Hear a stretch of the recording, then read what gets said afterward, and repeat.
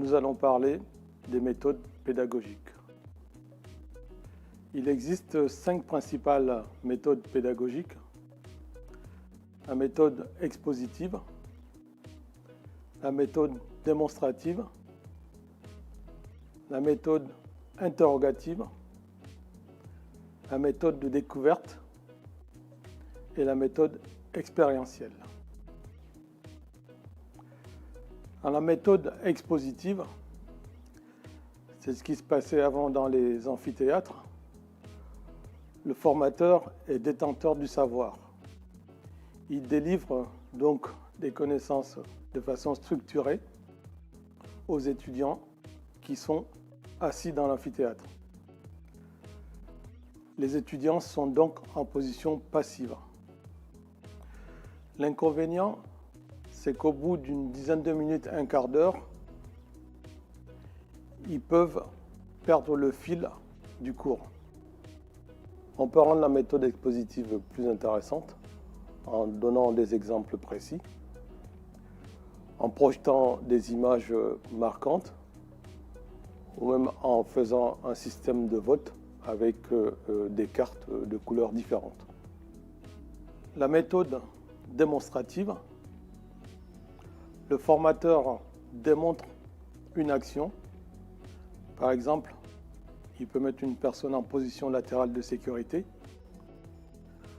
Pendant cette démonstration, il commente les gestes. Les étudiants sont donc dans la phase d'écoute, une phase d'observation. Ils sont donc impliqués dans l'action. Par la suite, il y a une synthèse faite par le formateur et une répétition du geste par les étudiants. Cette méthode présente donc l'avantage d'avoir des étudiants actifs.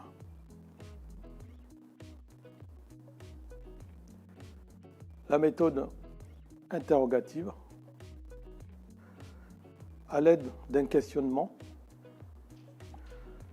le formateur apporte des connaissances structurées aux apprenants, tout en faisant appel à leurs connaissances antérieures, en corrigeant les connaissances erronées. Il y a donc une marche à suivre entre le formateur et des étudiants.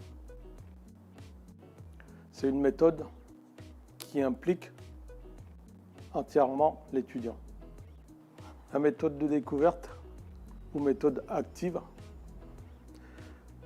le formateur met en situation l'étudiant. L'étudiant découvre par lui-même, il échange avec les autres et le formateur joue le rôle de facilitateur.